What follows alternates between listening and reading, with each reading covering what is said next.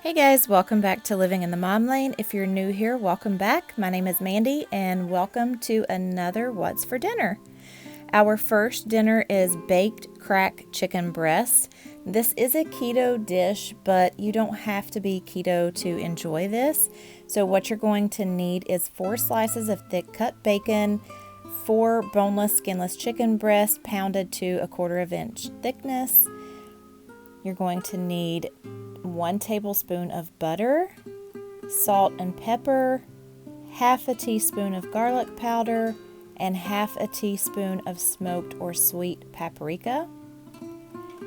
And then for the ranch cream sauce or cream cheese, you're going to need 4 ounces of cream cheese softened, 1/4 teaspoon of garlic powder, 1/4 teaspoon of onion powder, 1/4 teaspoon dried dill weed, 1/4 teaspoon of dried chives, which I did not have, 4 ounces of shredded cheddar cheese, and then for the garnish you'll need chopped fresh parsley and sliced green scallions. And I'm using the green onions here for the actual cream cheese since I don't have the dried chives.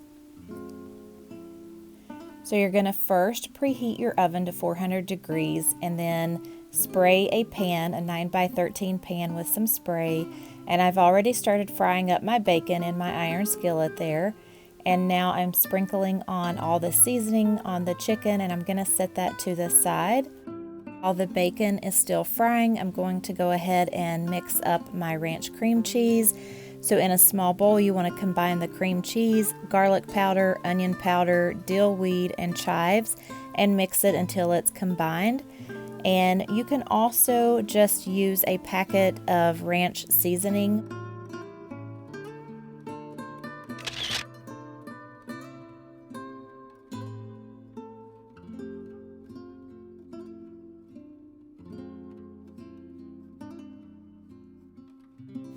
Now that the bacon is all done, I'm going to go ahead and remove that from the pan.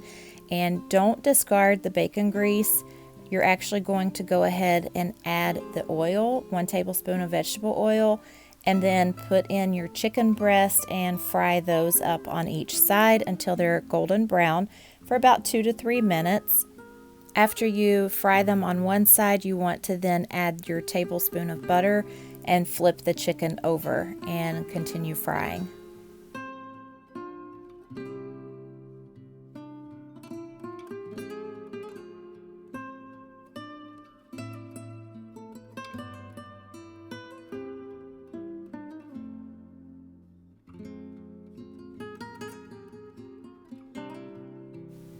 Once your chicken is browned on both sides, you're going to go ahead and take it out of the skillet, put it into your 9x13 pan, and then add your cream cheese on top of each chicken breast. And then after you do that, you're going to add half of the bacon on top of the cream cheese, and then sprinkle the shredded cheese on top of the chicken breast.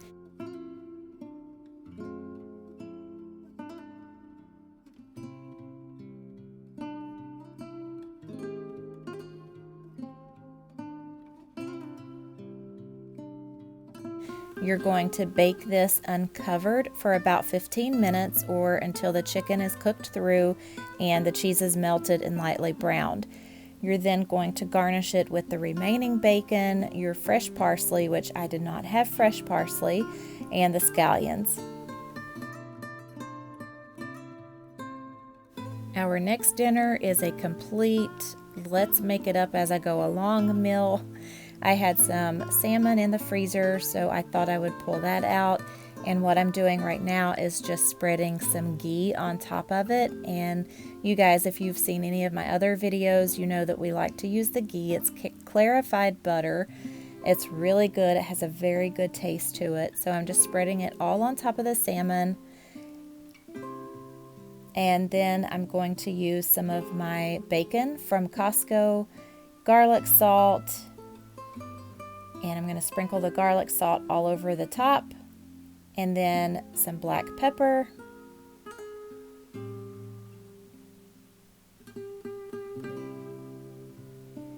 and I thought that I had the brown sugar swerve out, but I didn't, so I didn't put any of the brown sugar on. but I'm just going to lay out some slices of bacon on top of the salmon, cover it up, and bake it in the oven on 350 until the salmon is flaky.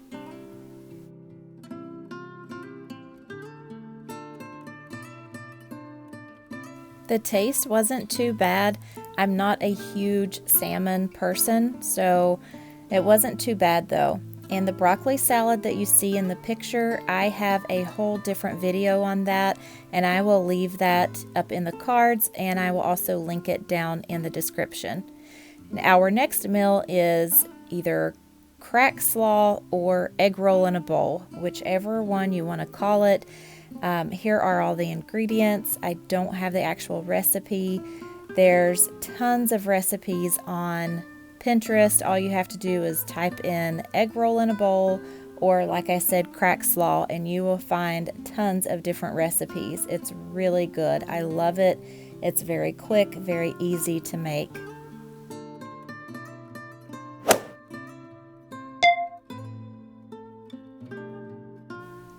I'm just mixing up all the ingredients to make the sauce.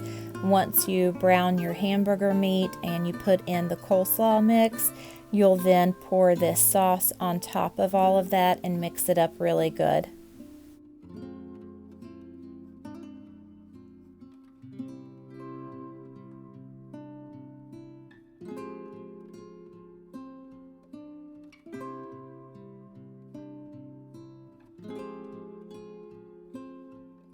This meal is really good left over.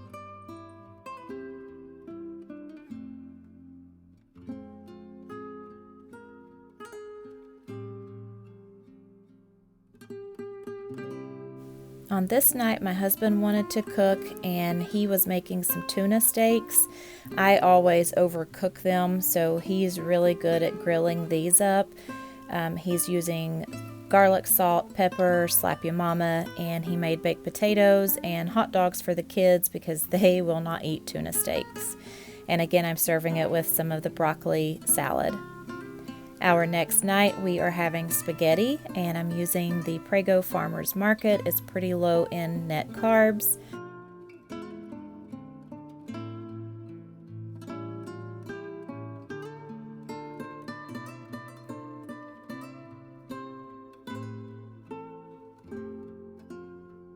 The kids and my husband will be having actual pasta. I am spiralizing a zucchini and having zoodles. After I spiralize them, I put them in a strainer and sprinkle salt on them. That helps draw out some of the moisture.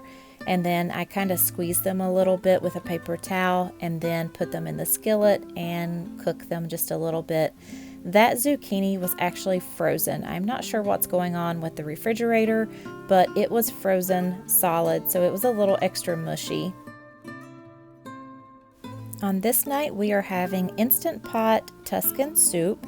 What you will need is 1 pound of hot Italian sausage with the casings removed, 1 large onion chopped, 3 cloves of garlic minced, 1 teaspoon of dried oregano, half a cup of sun-dried tomatoes, kosher salt and freshly ground black pepper, 6 cups of low-sodium chicken broth, 1 bunch of curly kale, leaves stripped and chopped, 3/4 cup of heavy cream, 1/4 cup of freshly grated Parmesan cheese, and fresh chopped parsley.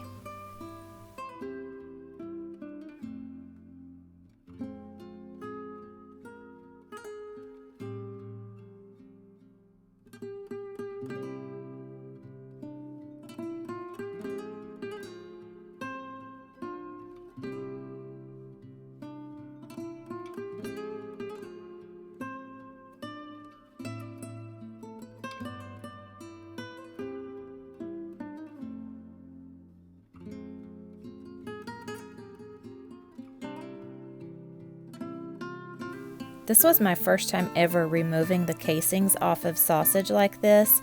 It was really easy once I got the hang of it.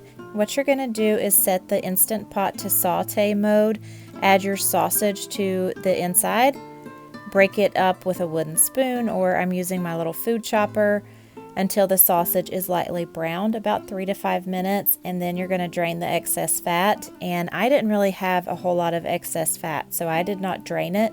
And then you're going to add your garlic, onion, and oregano to the Instant Pot.